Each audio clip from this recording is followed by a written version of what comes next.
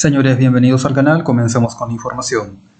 Está circulando la noticia por parte del Ministerio de Defensa de Rusia que en Robotine unas tropas ucranianas se han retirado porque están rehusando sus órdenes de continuar luchando.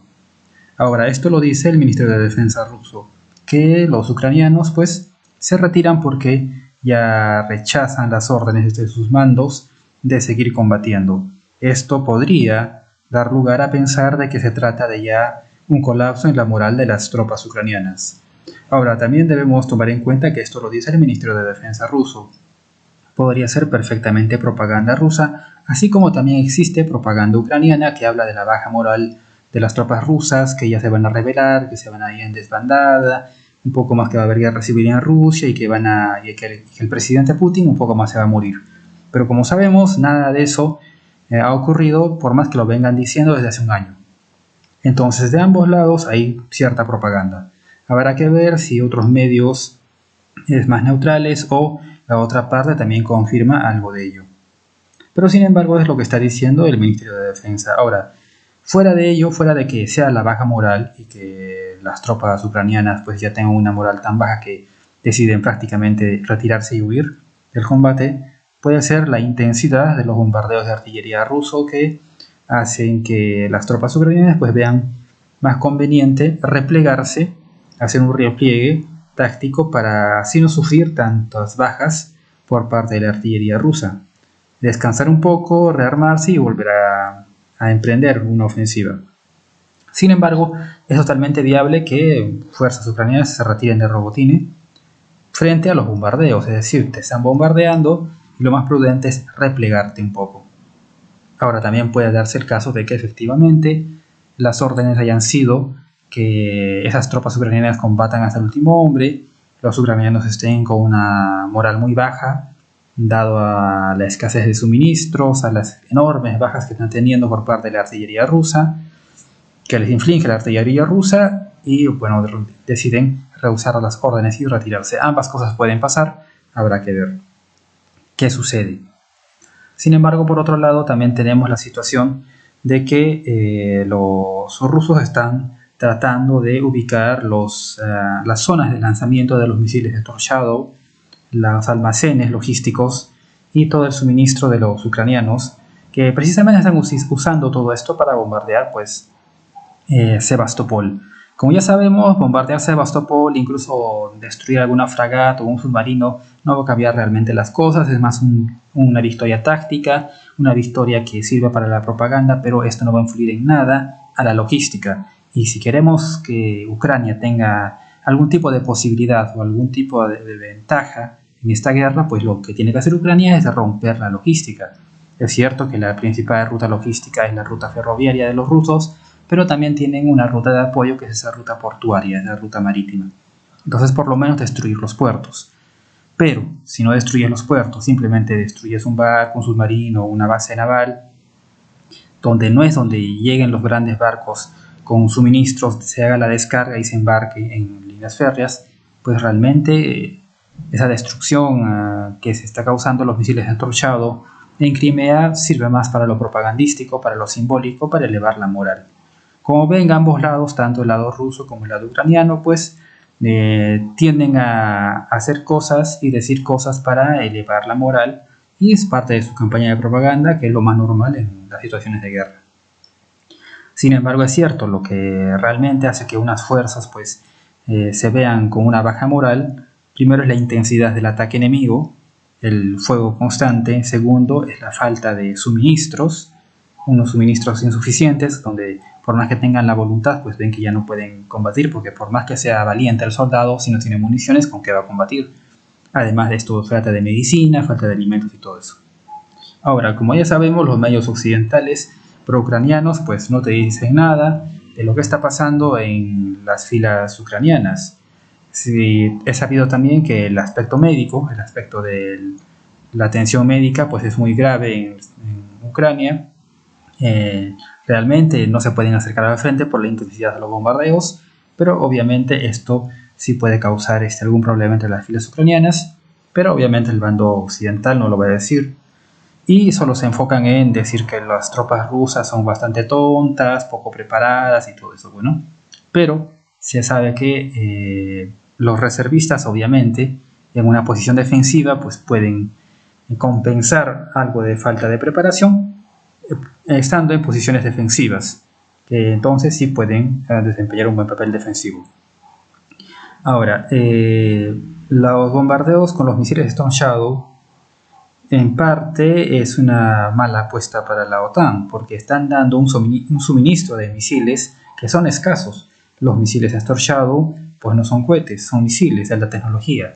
No hay muchos, y estos misiles están siendo dados a Ucrania, y Ucrania los está usando efectivamente para golpear, por ejemplo, la base naval, alguna zona logística, algún almacén logístico, en este caso submarinos y barcos. Sería mejor que bombardeen el puente de Kerch, porque así por lo menos por unos días interrumpirían el suministro logístico por vía férrea, aunque sabemos que las tropas logísticas rusas en unos días o una semana lo terminarían reconstruyendo y volvería a funcionar.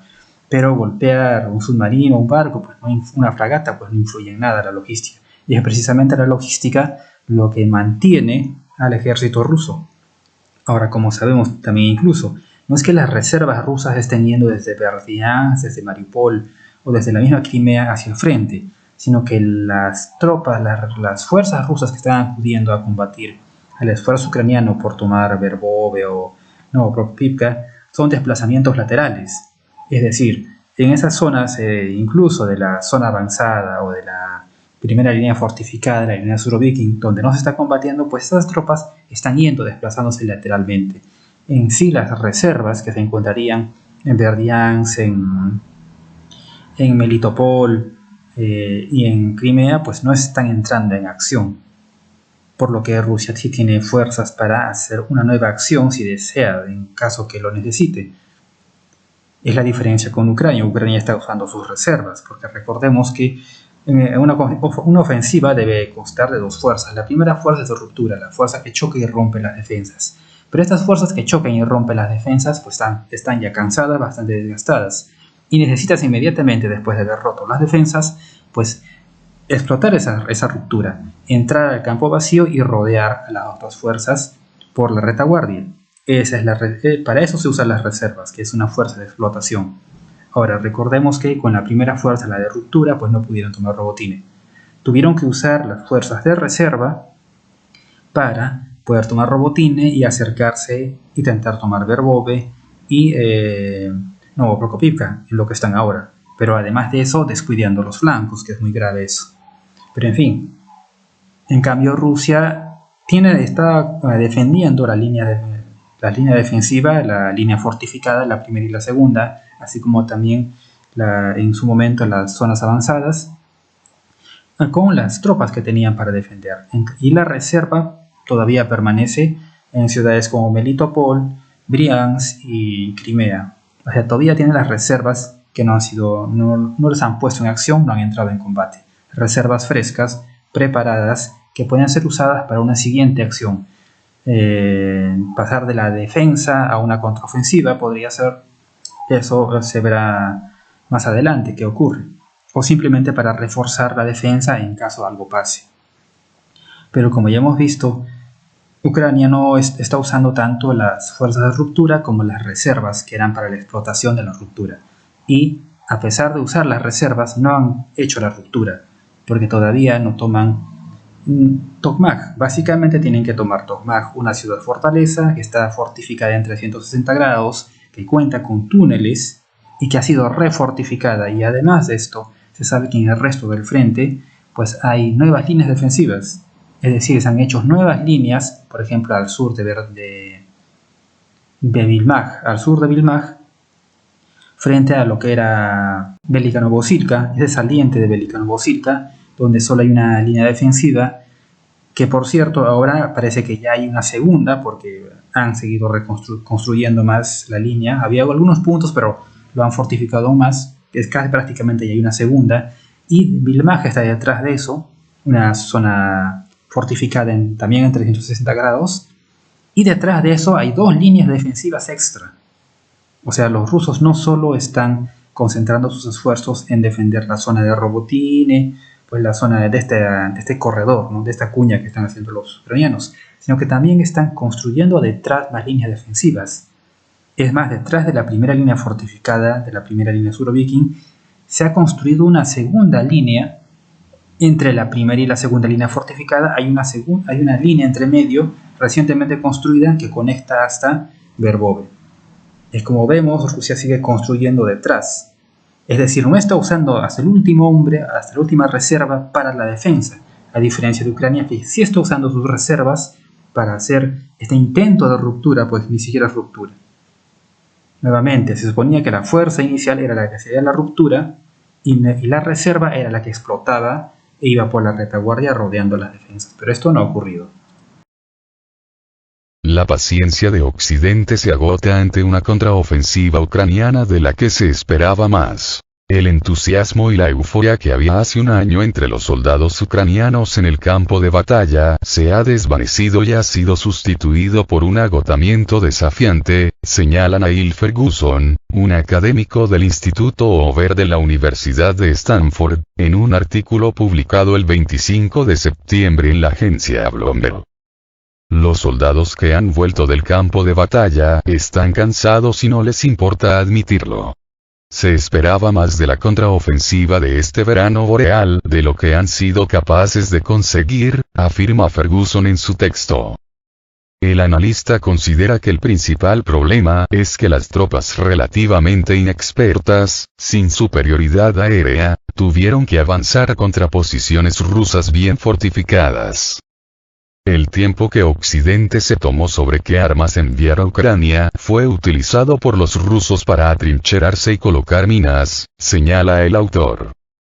Para Ferguson, los rusos conservan una ventaja considerable en artillería, disparando 8 veces más proyectiles que Ucrania, además de que también ha reaccionado más rápido de lo que muchos esperaban a los ataques con drones por parte de Kiev.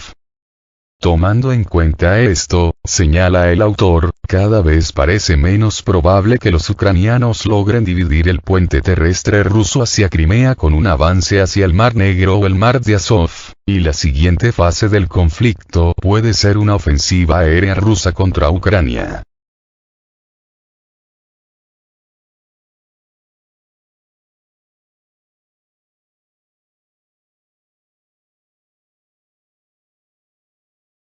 Mientras esto sucede en el terreno, afirma el analista de la Universidad de Stanford, se debilita en apoyo de Ucrania entre las poblaciones de Estados Unidos y Europa. Por ejemplo, con base en el estudio realizado por CNN y la casa encuestadora SSRS en agosto pasado, el 55% de los ciudadanos estadounidenses entrevistados señaló que los legisladores no deben autorizar más fondos adicionales en apoyo a Kiev. Bloomberg retoma los dichos del general Christian Freuding, director del Estado Mayor Conjunto de Planificación y Mando del Ministerio de Defensa alemán sobre que nadie espera que el conflicto se termine en 6 meses, agregando que el gobierno de dicho país está planificando con un horizonte temporal hasta 2032. Los conflictos de desgaste no favorecen al combatiente más pequeño. Es difícil saber cuántas ofensivas más podrá organizar Ucrania de aquí a 2032, o incluso de aquí al año que viene por estas fechas, afirma. Para Ferguson, el apoyo internacional a Ucrania será más controvertido en el próximo año. Muchos países del llamado sur global tienen reparos a la hora de apoyar a Ucrania, lo que explica el débil lenguaje del reciente comunicado del G20 al respecto. Estas naciones no se tragan la analogía de la apropiación de tierras por parte de Rusia con el colonialismo europeo, afirma el columnista. Asimismo, estos países tienen razones para no querer distanciarse de Rusia y China y les molesta que se preste menos atención a las guerras en África, Etiopía, Sudán, y ven los efectos del conflicto en el suministro de alimentos en África como un argumento de peso para una paz basada en concesiones ucranianas. Es realista esperar que el apoyo occidental aumente o incluso se mantenga en los próximos 12 meses, por no hablar de los próximos 9 años. Se pregunta el académico al concluir que Kiev no cumplirá el objetivo declarado por sus autoridades de volver a tener las fronteras de 1991.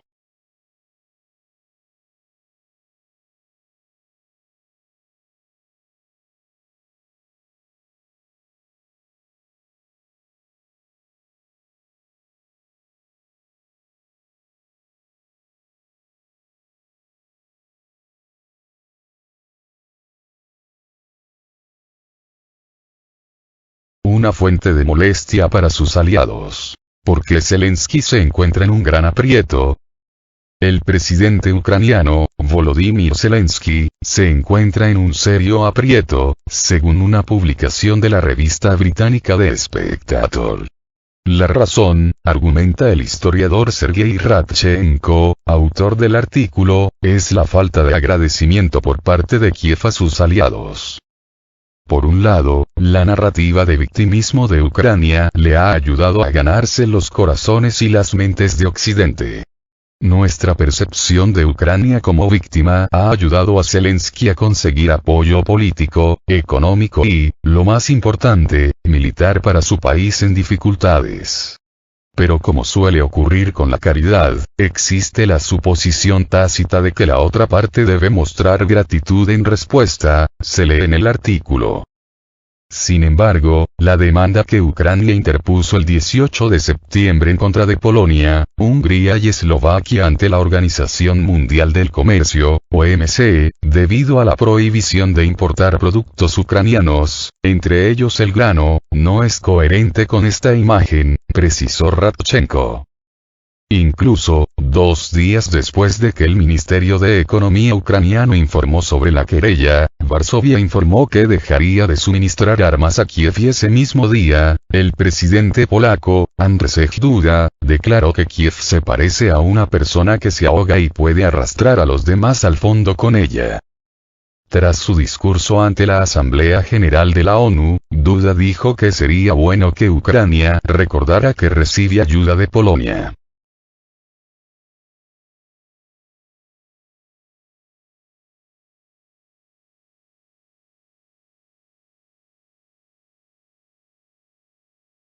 Según el historiador, se suma que Zelensky ha intentado vender a Occidente una narrativa en la que Ucrania no es tanto un país que suplica por ayuda de Washington y la Unión Europea, sino una nación que paga con sangre la defensa de la libertad occidental, por lo que el bloque es el que debería de estar agradecido con Kiev y no al revés. En esta lectura, ayudar a Ucrania no es un acto de caridad sino una obligación. Occidente no solo debe pagar, sino hacerlo con prontitud y con la debida humildad y gratitud por la valentía y el sacrificio de Ucrania, señala el historiador. Aunque dicha narrativa ayuda a Zelensky en casa, continúa Radchenko, esta se ha convertido en una fuente de molestia para sus aliados, que bien pueden estar genuinamente comprometidos con la causa de Ucrania, pero resienten que Kiev los sermonee. El 18 de septiembre, Kiev presentó una demanda ante la Organización Mundial del Comercio, OMC, en contra de Polonia, Hungría y Eslovaquia por la prohibición de importar productos ucranianos. Según los medios, Ucrania ha tomado represalias introduciendo un embargo sobre las cebollas, tomates, coles y manzanas polacas. No obstante, esta decisión suscitó opiniones controvertidas entre los miembros de la Unión Europea. El presidente polaco, Andrzej Duda, comentó que si Kiev continuaba la demanda, Varsovia expondría su caso ante el tribunal y señaló que la prohibición solo se aplica a las importaciones de grano ucraniano y no al grano que pasa por Polonia. A finales de marzo pasado, los primeros ministros de varios países de la Unión Europea pidieron a la Comisión Europea, (C), intervenir en la crisis provocada por la afluencia de los cereales ucranianos.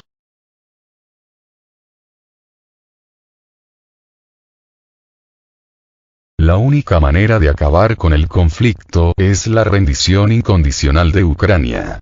para concluir un acuerdo de paz con Rusia y poner fin a la operación militar especial, Ucrania tendrá que ceder los territorios de Donetsk, Lugansk, Jersón y Zaporozhye, dijo el exanalista de la Agencia Central de Inteligencia, CIA, por sus siglas en inglés, Larry Johnson en el canal de YouTube DialogueWorks. La única manera de acabar con todo el conflicto es la rendición incondicional de Ucrania, sentenció el experto. Johnson subrayó que desde su perspectiva, Rusia no cederá los territorios y Kiev no está en condiciones de imponer condiciones a Moscú. Ninguna de estas regiones volverá y punto, enfatizó. Para el exanalista, si las Fuerzas Armadas de Ucrania se niegan a cambiar su estrategia, serán masacradas por el ejército ruso con el objetivo de proteger las 4 regiones. El presidente ruso, Vladimir Putin, estimó que la contraofensiva ucraniana es un fracaso y solo produjo pérdidas que ascienden a 71.500 efectivos ucranianos. Anteriormente, Mikhail Podolyak, quien es asesor del jefe de gabinete del presidente ucraniano, Volodymyr Zelensky, dijo que no hay posibilidad de negociaciones con Moscú y que Kiev está en contra de cualquier alto al fuego. La razón es que esto significa una verdadera victoria para Rusia. La contraofensiva de Ucrania comenzó el 4 de junio en las regiones del sur de Donetsk, Artyomovsk y Zaporozhye. El 9 de junio, el presidente ruso, Vladimir Putin, subrayó que las Fuerzas Armadas ucranianas no consiguieron sus objetivos en ningún momento gracias al valor de los militares rusos, la calidad de equipos, especialmente modernos, y a la correcta organización del ejército. El ministro de Defensa ruso, Sergei Shoigu, calculó que las tropas ucranianas perdieron más de 66.000 efectivos y 7.600 equipos militares desde el inicio de su contraofensiva.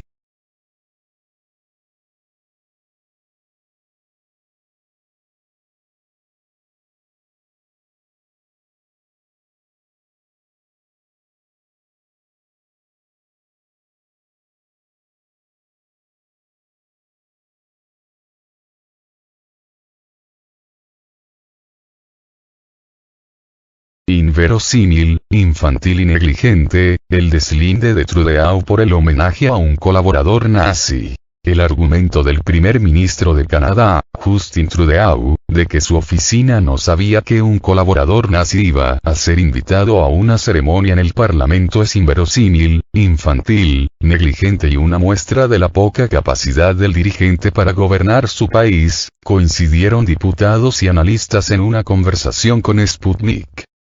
El pasado 22 de septiembre, el primer ministro Trudeau, el presidente de Ucrania, Volodymyr Zelensky, legisladores y otros invitados, rindieron una ovación de pie a Yaroslav Funka, un excombatiente de 98 años que luchó en las filas de la 14ª División de Granaderos Waffen de las SS nazis contra la Unión Soviética durante la Segunda Guerra Mundial. El presidente de la Cámara de los Comunes, Anthony Rota, quien llamó héroe a Unka durante el evento en el Parlamento canadiense, ofreció disculpas este 24 de septiembre, mientras que la oficina de Trudeau alegó que no tenía conocimiento de que el colaborador nazi iba a ser uno de los invitados a la ceremonia. Argumento poco creíble.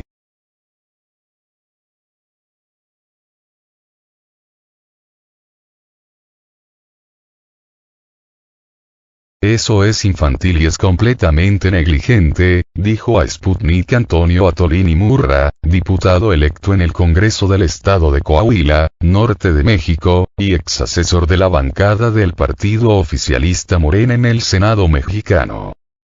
Puedo creer que él no sea la persona responsable de la agenda de la Cámara de los Comunes en tanto que son poderes separados, pero no puede ser que un país que se aprecia de ser una democracia seria o medianamente seria pueda permitir que tantas personas pasen desapercibido el hecho de que un colaborador nazi está planteado como parte de un itinerario para recibir una ovación de pie.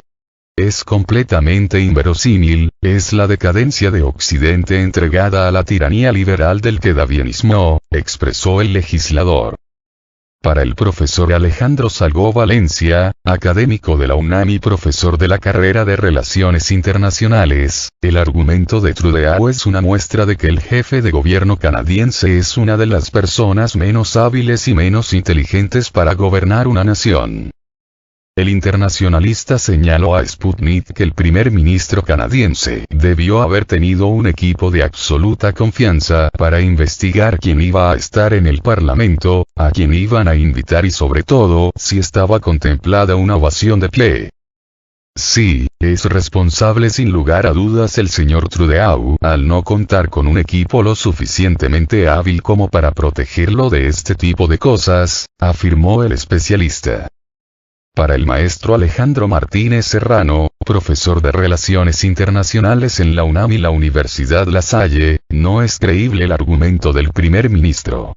Sin embargo, agregó que en la política no hay coincidencias, sino intereses y obviamente que el apoyo canadiense al presidente ucraniano se enmarcaba en el contexto de ese tipo de actividad.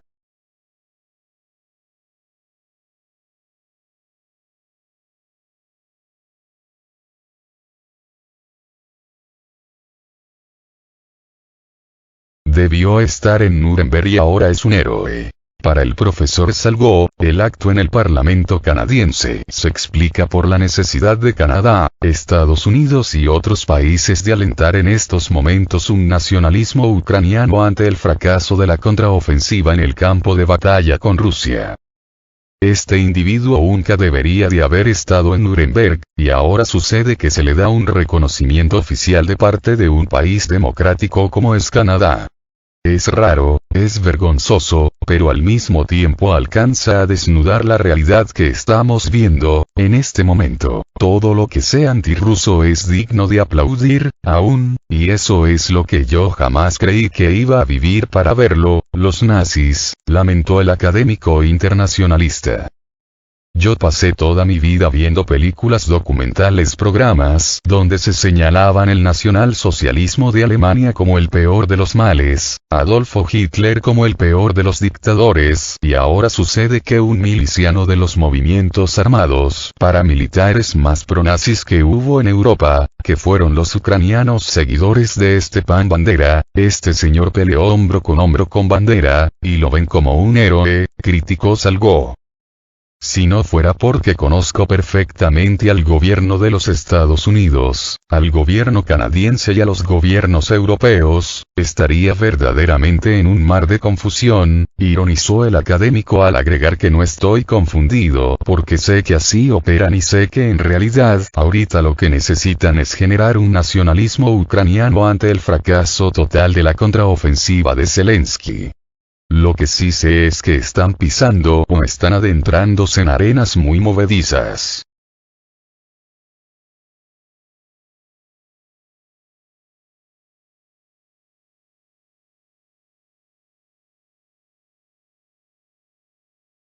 Canadá, incapacitada para hacer cualquier crítica. El maestro Martínez Serrano afirmó que Canadá queda muy mal ante la opinión pública internacional ya que, al parecer, un gobierno democrático está respaldando a un excombatiente que militaba en una ideología que fue condenada al promover el exterminio racial y la supremacía de la raza aria. Para Atolini Murra, el acto en el Parlamento de Canadá es reflejo de esa incapacidad política de tomar decisiones serenas y sensatas, y aseveró que el Parlamento canadiense llevará esa mancha en su historia. Mucho negocio se está haciendo por parte de la oligarquía occidental, principalmente estadounidense y alemana, en la venta de armamento que nutre el conflicto bélico de Ucrania. Muy distraídos están los líderes del supuesto mundo libre como para poner atención a un detalle tan significativo y tan importante como el que se iba a reconocer a un colaborador nazi. Es insultante, completamente inverosímil, es ridículo y debe resonar fuerte y claro en todos los espacios libres de prensa y de discusión para dar cuenta de cómo la desinformación occidental es la que realmente está manchando la dignidad de los pueblos soberanos, que nada tienen que ver con la negligencia e irresponsabilidad de sus dirigentes, agregó Attolini. Para el diputado electo, después de ese acto en Ottawa, Canadá queda completamente desacreditada para poder tener cualquier tipo de incidencia o declaración.